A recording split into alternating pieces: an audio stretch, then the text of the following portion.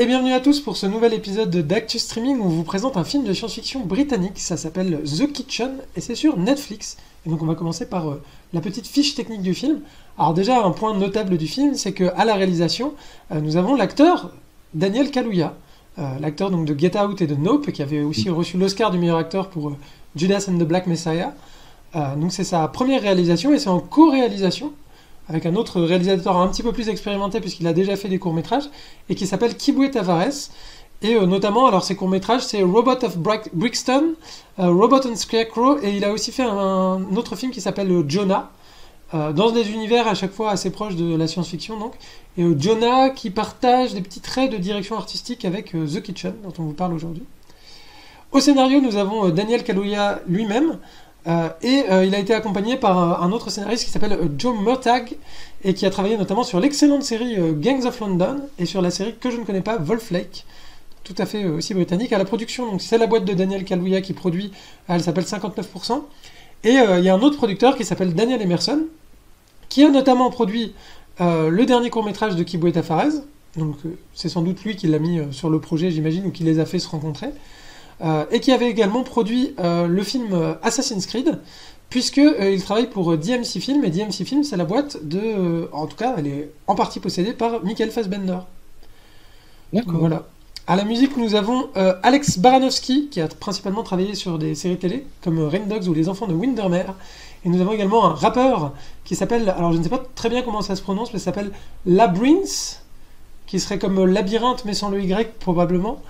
Et qui est un rappeur, qui a notamment été compositeur pour Beyoncé, et aussi qui est un collaborateur régulier de Barry Levinson. Notamment, il a fait la bande-son d'Euphoria, et du film Malcolm et Marie, qui était sorti sur Netflix au moment du confinement.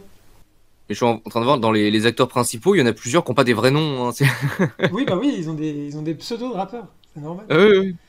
Au montage, nous avons Maya Mafioli, qui avait notamment fait le montage de Rox de Sarah Gavron, et nous avons Christian Sandino Taylor, qui a travaillé sur des séries, des bonnes séries, puisque c'est I May Destroy You et Silo, la série de Apple TV.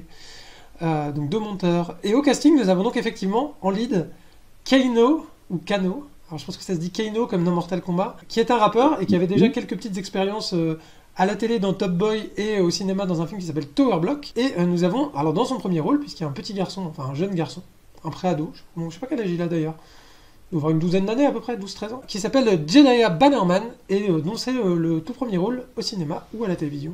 C'est ses débuts. Ce qu'on peut dire aussi sur le film, déjà en préambule, c'est que ça a été tourné donc en 2022. Et alors moi, quand j'ai vu le film, je me suis dit, ça n'a pas été que tourné à Londres, cette affaire-là, hein, parce que ça se passe dans un Londres du futur, un peu dystopique. Nam, je te laisse sur cette énigme, et je te lance sur le pitch, et on verra où ça a été tourné par ailleurs au fil des images. Oui. Alors, déjà, on peut commencer par la première image qu'on voit, qui ressemble à une porte de prison. Et en fait, non, c'est la porte de l'appartement d'Izzy, qui vit dans un quartier, un bloc. Enfin, c'est les quartiers à l'américaine, hein, donc c'est des blocs de rue qui forment des quartiers, et qui s'appelle The Kitchen, qui est un quartier qui nous est présenté comme étant extrêmement pauvre. Un endroit limite, alors je dirais pas forcément malfamé, mais plutôt en décrépitude. Voilà. Ghettoisé à minima, et effectivement en décrépitude. C'est ça. Et donc cette personne, Izzy, il vit dans cet endroit qui s'appelle The Kitchen, et qui est un endroit qui a l'air quand même d'être très, très vivant, très pauvre mais très vivant, qui, lui, son rêve, c'est d'en partir. Voilà, il veut quitter cet endroit, et pour quitter cet endroit, il a demandé à avoir un autre appartement, parce qu'on vit dans le futur. Oui, The Kitchen est un endroit de pauvre, donc là on voit une image où en fait t'as des jeunes qui pillent des camions de livraison pour pouvoir donner de la nourriture dans le quartier, donc on est quand même dans un endroit extrêmement pauvre. Par contre, ce qu'on peut remarquer aussi, c'est que on va avoir différents quartiers. On a des quartiers, là, comme on voit derrière, qui sont les quartiers de The Kitchen, qui ressemblent à... Ah bah moi je peux te dire à quoi ça ressemble, parce que je suis passé devant il y a pas longtemps. Vas-y. Ça, tout simplement, c'est le quartier des Damiers à La Défense. Et c'est là où ça a été tourné. D'accord. Donc le film a été en partie tourné à Londres, et pour avoir un côté dystopique, pour avoir un côté dystopique un peu décrépit, et aller à la Défense, il y a énormément de bâtiments qui peuvent correspondre à ça. Et là, on voit qu'ils ont rajouté en numérique des petits drapeaux du Nigeria et de l'Angleterre, mais c'est bel et bien le quartier des Damiers à la Défense. C'est tourné chez nous. Tu veux un endroit, tu veux le tiers-monde du futur, tu vis en France, c'est trop bien, c'est parfait. C'est ça. Bon, après, en plus, le quartier, en vrai, le quartier est pas... Bon, c'est sûr que les bâtiments ont un peu vieilli, et oui. Notamment que c'est beaucoup de bâtiments un peu type brutaliste avec du béton, donc forcément, avec le manque d'entretien, c'est un peu vieilli, mais après, le quartier n'est pas spécialement mal famé, quoi. Oui, mais après, c'est toute cette architecture, même qui a été faite dans les années 60-80, de gros bâtiments d'habitation, où on se disait qu'on va faire des immeubles gigantesques, on va mettre plein de gens dedans, et on va l'organiser de telle manière à ce que les gens y vivent bien. C'est vrai qu'on en a pas mal en France, donc c'est pas déconnant d'utiliser ça pour faire des quartiers dystopiques du futur, parce que tu as déjà une masse et une concentration qu'on recherche dans des films d'inspiration cyberpunk, parce que c'est ça qu'on aime. Il n'y a pas de brouillard permanent sur la ville et il fait pas nuit H24, mais on est dans un univers plutôt type cyberpunk, avec des écarts de richesse assez énormes d'une population à l'autre et d'un quartier à l'autre, ce qu'on voit dans le film. À savoir que le Easy, donc, il vit à The Kitchen, mais il travaille pas dedans. Il va travailler dans la ville, dans les beaux quartiers de la ville, dans une entreprise funéraire qui propose aux gens de planter leurs morts. Je crois que c'est un peu ça le délire. Tu oui, fais un arbre. Principe, ouais, tu deviens un arbre, quoi. Oui, voilà. Et donc au début du film, dans son entreprise, il va tomber sur une crémation, puisque c'est ça dont il s'agit, des obsèques d'une femme, et il y a une seule personne qui est là, donc qui est Benji, qu'on voit ici, qui est le fils de cette dame. Et il s'avère que Benji va aller voir Easy pour... au début, on sait pas trop. Voilà, enfin, on sait pas trop. On comprend que Easy demande en gros à... Non, Benji demande à Easy, c'est ça. Benji, c'est le petit. Benji demande à Easy, en gros, si c'est son père. Ouais. Ce à quoi Easy répond que non. Il est juste passé au hasard et voilà. Après, c'est ce qu'il nous dit. On va voir que c'est un personnage qui va pas forcément être le plus franc par rapport à ce qu'il pense, par rapport à ce qu'il dit, par rapport à ce qu'il ressent. Ce qui va être un point plutôt central du film. Voilà. Et donc, en fait, après, le reste du film, ça va être l'évolution de la relation entre les deux. Sachant que, en effet, Benji est bien le fils d'Easy. Fils qu'il... Pour toi, c'est confirmé dans le film ? Pour moi, c'est confirmé. C'est quoi ? Qu'est-ce qui fait dire que c'est confirmé ? Parce que moi, j'avais un doute encore à la fin. Parce qu'il y a une scène dans le bar où il y a son pote qui clairement lui dit qu'il connaît la meuf et qu'il était avec elle. D'accord. Et que voilà. Et l'autre, et Easy refuse d'en parler. D'accord. Il y a un truc où Après, ça fait partie du personnage, c'est-à-dire que c'est un personnage qui veut quitter cet endroit, mais cet enfant qui arrive dans sa vie, qu'il n'a pas voulu, est une attache à cet endroit, à The Kitchen. Donc on est dans un monde un peu futuriste, et en fait l'enjeu, et ce qui fait aussi que c'est dystopique, mis à part les inégalités qui ont l'air plus marquées que dans notre monde, c'est qu'on a l'impression aussi qu'il y a un effet de surpopulation et de crise du logement qui est assez majeur, ce qui fait que chez les pauvres, ils s'entassent dans des ghettos, et que chez les riches, il y a effectivement même une liste d'attente pour les riches pour réussir à avoir un petit appartement, parce qu'en plus l'appartement qu'ils visent n'est pas un appartement, c'est un studio, quoi. C'est tout petit. Oui, c'est ça, c'est un... On est limite sur du HLM high-tech, mais HLM quand même, on n'est pas sur un grand machin, hein, c'est genre une voire deux pièces, et puis basta, enfin c'est pas... Oui. De toute façon, de manière générale, l'aspect science-fiction du film est quand même relativement minimaliste. Oui. C'est-à-dire, à part pour appuyer ça, il n'y a pas de grande débauche d'effets. On est quand même dans un monde qui semble quand même relativement proche du nôtre, on va dire. C'est ça. Ce qui, du coup, va, moi, me poser la question.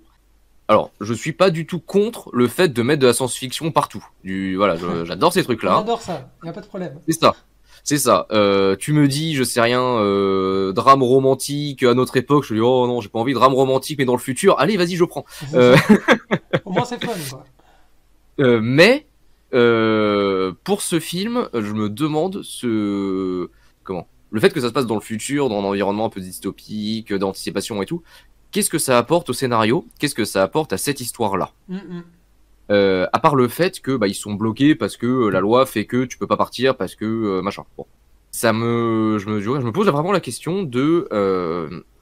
Alors voilà, je suis d'accord, c'est très bien, mais pourquoi?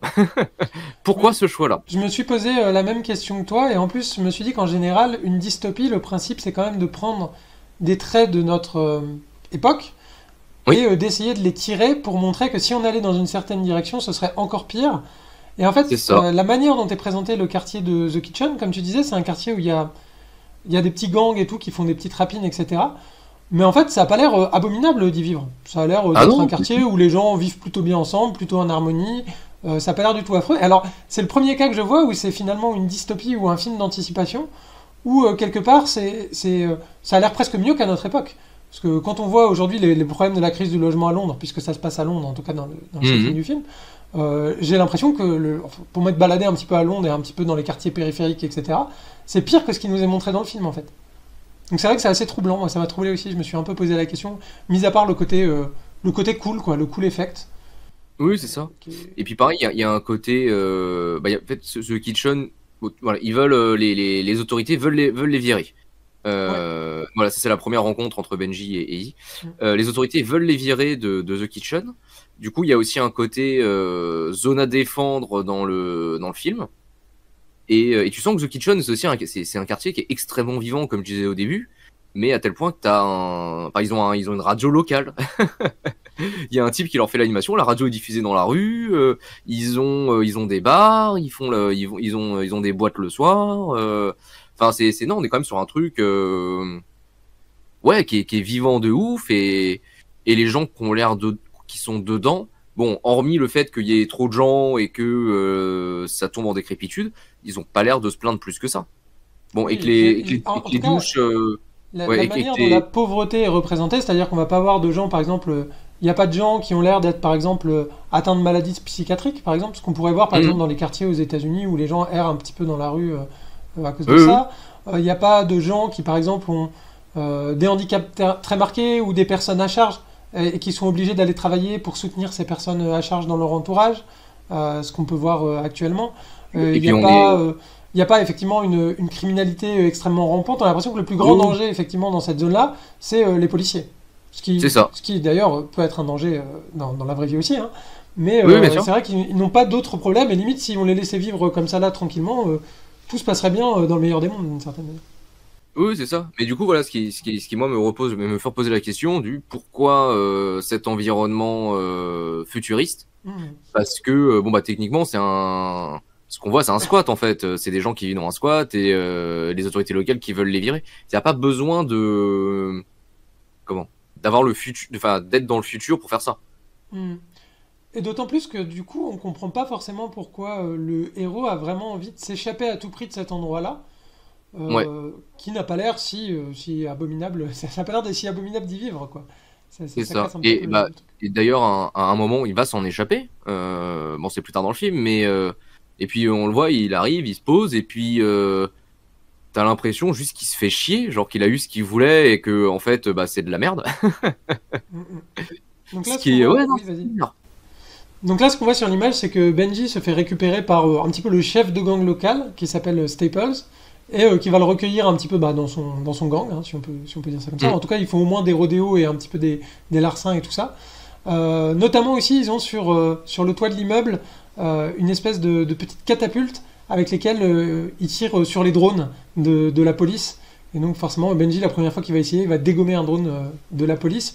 Et donc on va avoir une tension qui est la tension assez classique hein, dans un film de banlieue où finalement le jeune qui est livré à lui-même va être tiraillé entre le côté de sa figure paternelle, à tout le moins, et de l'autre côté rejoindre une vie de criminalité quoi finalement. Oui. Après, sachant que de ce qu'on nous montre, c'est une vie de criminalité, mais c'est des petits criminels, hein. Oui c'est ça. Euh, Ouais. Oui, oui. D'ailleurs, on est plus sur On est des plus sur de la Robins des Bois. débrouillardise presque. Oui, mais dans l'air, même on est plus sur des Robins des Bois dans la manière dont ils sont Mm. présentés que comment un gang de je sais pas de trafiquants ou enfin voilà, on est quand même sur des criminels plutôt cool. Je dirais ça comme ça. Oui, oui, voilà, c'est ça.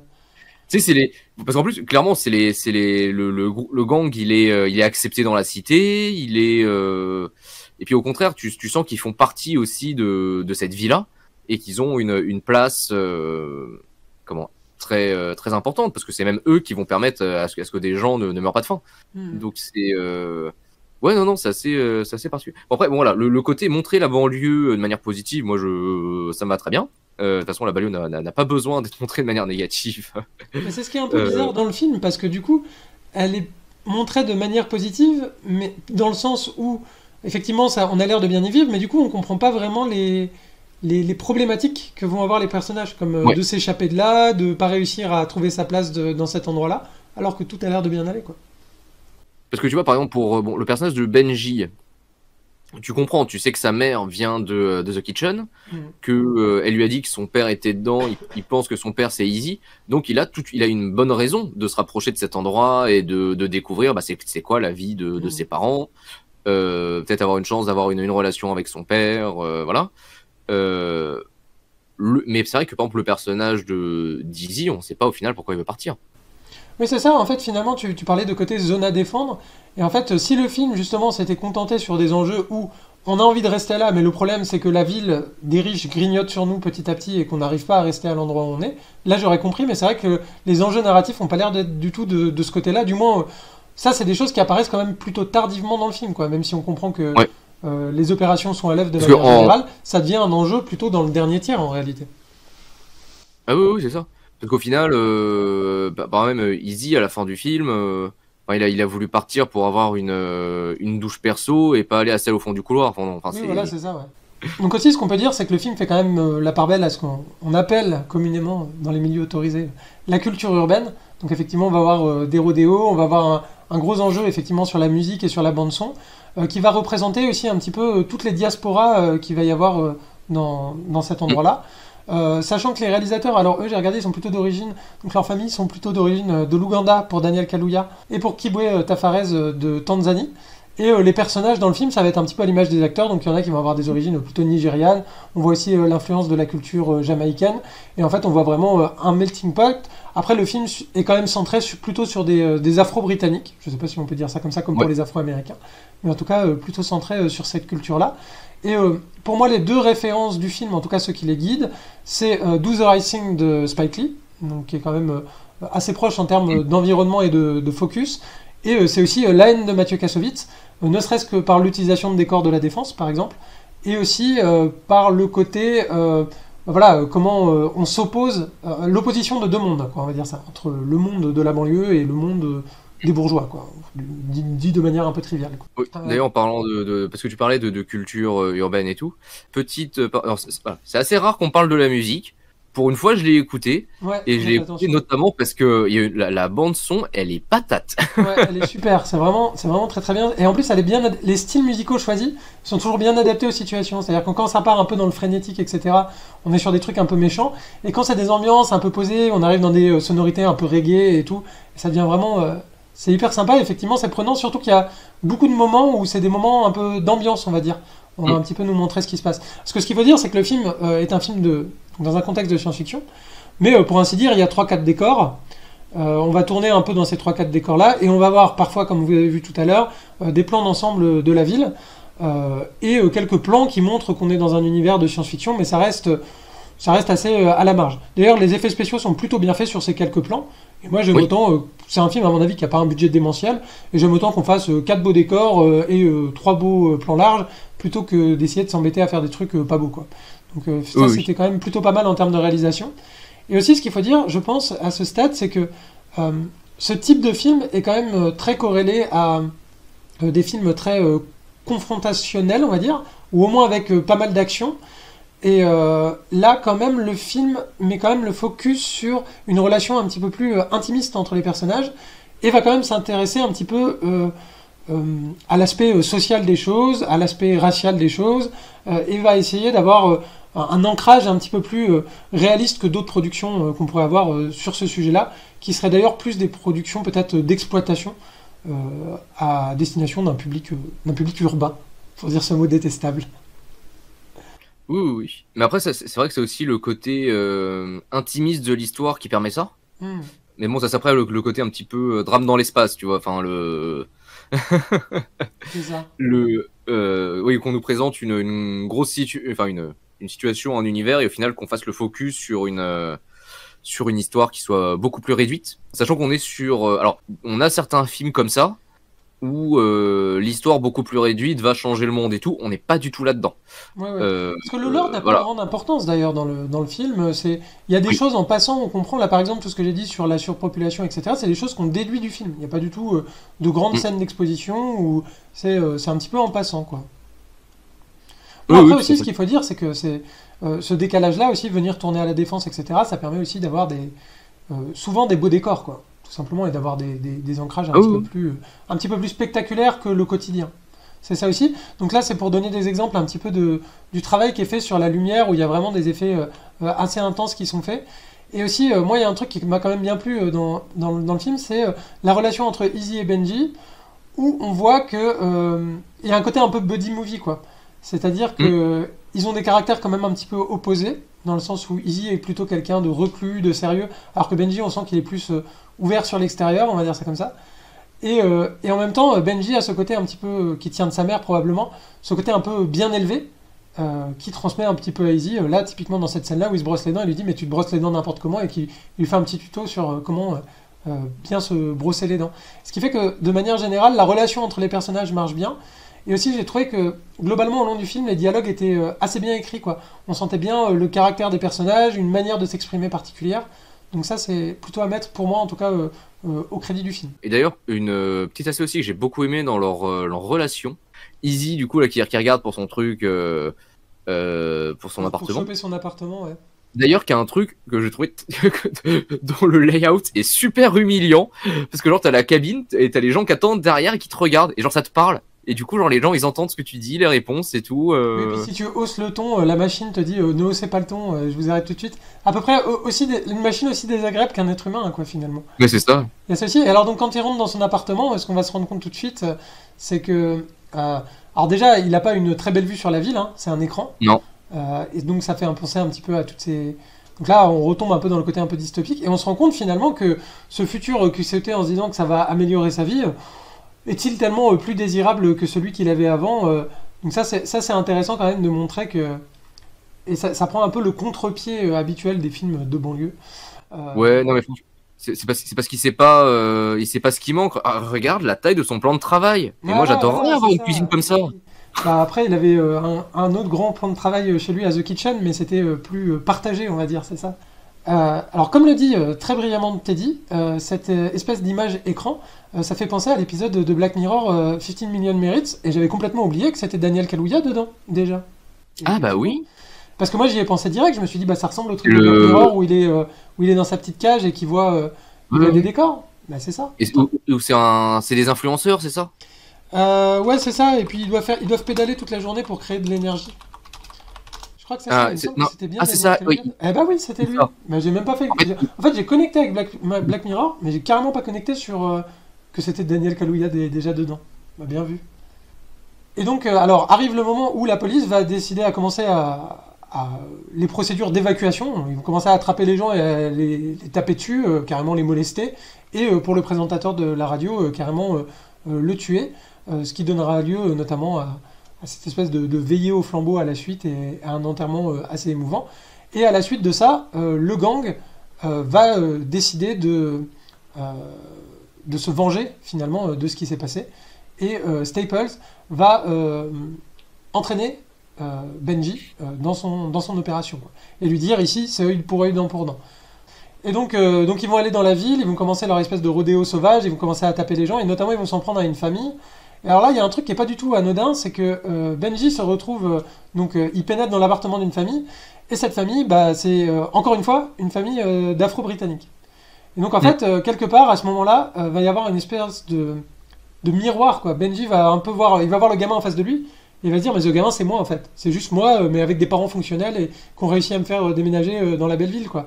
Et donc, il va avoir une espèce de rejet par rapport à ça, et il va décider, donc là, on voit qu'il est assez terrorisé par la situation, et il va décider de s'enfuir, quoi, finalement.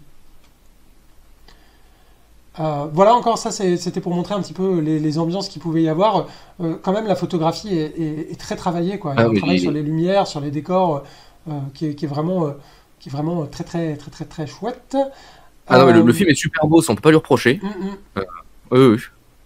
Et, euh, et donc, du coup, à la fin, voilà, il va donc se passe ce qui devait se passer. Comme il s'est enfui, bah, finalement, il va retourner vers Izzy et il va lui dire finalement, est-ce que tu veux bien accepter d'endosser le rôle de père avec moi?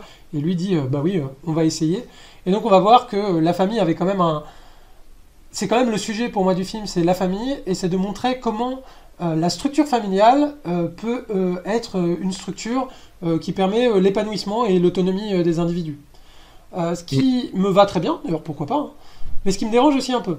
La famille, ça peut tout à fait être vu comme un moyen d'émancipation, et notamment en banlieue, enfin typiquement dans des endroits qui sont abandonnés, délaissés par l'État. La famille, ça peut être tout à fait une solution de repli. Après, je m'étonne quand même que le film ne fasse pas un peu plus de dialectique et montre pas que finalement la famille, ça peut être aussi quelque chose d'aliénant. Ça peut être aussi quelque chose de mauvais. Et parallèlement, les petits larcins, ça peut être quelque chose d'émancipatoire aussi. Donc en fait, le film choisit quand même une position morale par rapport à ça, en disant la famille c'est bien et l'anarchie c'est moins bien. Ce qui est un petit peu étonnant dans un contexte où on a quand même des gens qui sont dans un ghetto et qui se font malmener par l'autorité et par l'ordre. Donc c'est un ordre qui vient se substituer à un autre. Et aussi, moi il y a un truc qui m'a quand même un petit peu étonné avec le gang, c'est quand même, on sait quand même comment ça fonctionne. C'est-à-dire que là on a des gangs qui font des petits larcins qui sont un peu Robin des Bois. Mais en général, les gangs ils terrorisent aussi la population locale, hein. C'est-à-dire qu'ils vont pas s'en prendre uniquement soit dans le quartier riche, soit aux camions de riches qui passent par là. Ils vont aussi racketter les gens dans le quartier, etc. Et là, c'est quand même un petit peu étonnant que le film fasse l'impasse là-dessus. Lui qui a envie quand même d'avoir une espèce de sous-texte social. Non, mais Teddy a raison. C'est vrai que le personnage de Benji avait le choix entre deux familles. Ouais, Celle représentée par Izzy et celle représentée par le gang. Ouais. ouais, mais du coup, C'est vrai, alors, c'est ça vrai. veut dire que le film fait quand même le choix des liens du sang par rapport aux liens du quartier, quoi. Et Hum, je trouve ça un peu étonnant parce que dans certains cas, les liens du quartier peuvent venir empêcher des liens du sang qui sont toxiques. Tu vois, ça prend quand même Après, une dans position par rapport à ça. le... Oui, t'as dit un truc intéressant. Effectivement, ils sont pas allés dans l'aspect violence parce que ça parle de famille et de solidarité. Et effectivement, je pense que. D'ailleurs, c'est ce qui fait. Je pense qu'on va basculer sur la conclusion puisque là on arrive sur Oui, la oui. fin pour le film. Mais c'est ce qui fait que le film, et c'est très désarçonnant, et je comprends en fait qu'il ait des critiques assez moyennes, hein, sur des notes assez moyennes sur les sites qui agrègent des notes type Letterboxd ou IMDb. Parce qu'en fait, si on s'attend à un film qui fait vraiment la part belle à la violence, au conflit, etc., et qu'on se retrouve avec un drame psychologique, on peut être très désarçonné par rapport à ce qui se passe. Donc déjà, je trouve, pour ma part, c'est ce que j'ai aimé dans le film, parce que justement, ça prend un take un peu différent des autres films. Après, je suis quand même assez surpris du côté, peut-être un peu, le mot est fort, mais le film est un peu gentillé par moments, quoi. C'est-à-dire que par moments, on a l'impression que vraiment, il y a presque pas d'adversité à part la difficulté à exprimer ses sentiments, quoi. Et ce qui est quand même un peu étonnant quand on fait reposer son intrigue sur tout un lieu et un contexte social, quoi, d'une certaine manière. Bah, en vrai, j'ai trouvé ça sympathique. Euh, En effet, c'est parti genre de film où malheureusement je me dis bon sortie cinéma, oui c'était pas forcément nécessaire. Sachant qu'il est sorti au cinéma au UK, hein, je crois. C'est juste pour la distribution D'accord. internationale. Mais non voilà finalement je trouve ça sympa, mais peut-être pas assez réfléchi ou moins réfléchi que ce que j'aurais préféré pour un film de science-fiction. La science-fiction c'est compliqué, voilà. Mm. C'est ça que je dirais. La science-fiction c'est compliqué et je dirais qu'ils sont pas forcément bien réfléchi à comment relier leur intrigue avec cet univers, ce qui est dommage, mais c'est un essai qui est quand même plutôt sympathique. Bon, ça reste un petit film, hein, voilà, je vais moins chier dessus que si c'était un truc à 300 millions, Mm. mais donc voilà, si on a d'autres propositions de ce genre, franchement, je suis preneur. Là, je dirais que c'est un essai qui est pas forcément concluant, mais c'est très bien d'avoir fait ce film quand même. Voilà. Oui, pour ma part, je trouve que pour un premier film, c'est quand même assez satisfaisant, c'est-à-dire qu'il y a quand même une qualité d'écriture, il y a une qualité de mise en scène qui est là, parce que dans le film, on s'ennuie quand même plutôt pas, grâce aux environnements, aux ambiances, etc. Donc le film est assez touchant. Puis pour faire plaisir à Teddy, on peut dire aussi que bah, c'est quand même qualité britannique, quoi. C'est-à-dire que euh, on sent quand même qu'il y a derrière, à l'œuvre, une qualité de production qu'on ne retrouve que dans le cinéma britannique et qui fait vraiment contraste avec la plupart des films américains qu'on pourrait avoir sur le sujet. Donc moi personnellement aussi j'ai passé un bon moment devant le film, même si je trouve effectivement que ça restait quand même assez classique en termes de trame, même s'il y avait un petit décalage, quoi. Donc Teddy nous signale une info intéressante pour conclure aussi, c'est que effectivement Daniel Kaluuya est acteur et Kibweta Fares donc serait donc architecte. Et donc ça c'est intéressant et effectivement ça se retrouve aussi dans la manière d'agent. Alors déjà ça se retrouve dans le titre du film, c'est-à-dire que le titre du film c'est The Kitchen et c'est un lieu. Donc il y a l'idée que le lieu est un personnage à part entière du film. Donc effectivement ça se ressent bien, on sent une sensibilité particulière. Du coup Nam, est-ce que comme d'habitude nous avons des recos de films à faire pour aller plus loin? Oui, eh bien écoute, j'ai une petite recommandation d'un film d'anticipation, alors qui est très connu, moins maintenant je pense, qui avait fait beaucoup de bruit à l'époque. Je pense que tu vas le trouver si je te dis qu'il y a Ethan Hawke, Uma Thurman et Jude Law. Ah bah oui, bah attends. Non seulement je vais le trouver, mais en plus je peux faire. En plus j'ai le t-shirt. Sérieux? Ouais, Eh bah, et voilà.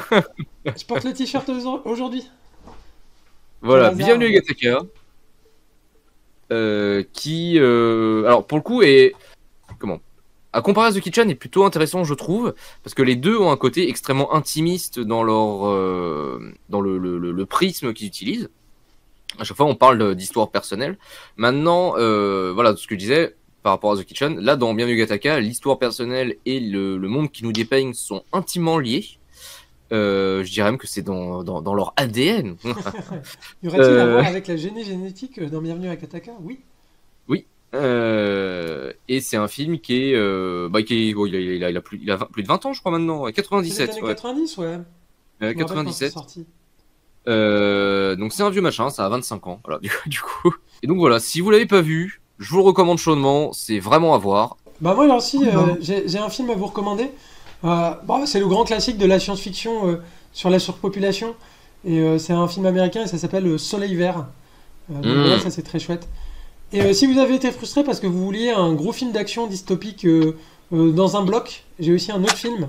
Et ce film c'est Dread de Pete Travis, mais on sait que c'est Alex Garland qui a terminé le film. Et je trouve que c'était un des films un peu bas du front dans le genre qui était acceptable et recommandable. D'ailleurs, je crois qu'ils essaient de faire plus ou moins une suite ou une série dérivée en ce moment. Enfin, depuis un Oui, petit moment, mais c'est toujours pas le cas. c'était très sympa, Dredd, vachement bien. Voilà, Soleil Vert, vous dit pas le twist. Eh oui. Du coup, Teddy nous fait aussi une reco qui sera bien évidemment dans le descriptif de la vidéo, et c'est Under the Skin de Jonathan Glazer. Jonathan Glazer qui est en grande mode puisqu'il est nommé aux Oscars pour The Zone of Interest. Et nous, dans Under the Skin, on va suivre une extraterrestre un peu perdue en territoire britannique, interprétée par ni plus ni moins que Scarlett Johansson. Et c'est une extraterrestre qui aime manger des hommes. On va dire ça comme ça. C'est très beau, visuellement, c'est très très impactant. À l'époque où c'est sorti, c'était très très original. Très original. Et d'ailleurs, j'ai assez hâte de voir Zone of Je Interest. trouve que le film reste toujours très original. Et c'est le genre de film qui est suffisamment intelligent pour te laisser comprendre ce qu'il te montre et pas te l'expliquer. Ouais, effectivement. Alors, il n'y a pas besoin d'avoir des clés de compréhension de ouf. Hein. Voilà, t'as fait une année de terminale, c'est bon, le stade du miroir, tu l'as. Euh, mais non, non, très intéressant, très bien. Ouais, très bien, Under the Skin. Eh bien écoutez, suis si pas vous loin. avez suivi cette vidéo sur YouTube, merci à vous d'être arrivé jusqu'au bout. N'hésitez pas à lâcher un petit pouce bleu, n'hésitez pas à vous abonner, n'hésitez pas à parler de la chaîne autour de vous. On vous retrouve pour un prochain segment très bientôt. Et merci à Teddy d'avoir participé à cette vidéo dans le chat et de nous avoir donné sa reco. Ciao, bye bye. Non, mais il dit jamais au revoir. C'est vrai. Il mérite pas. Je vais le laisser. Je vais le laisser.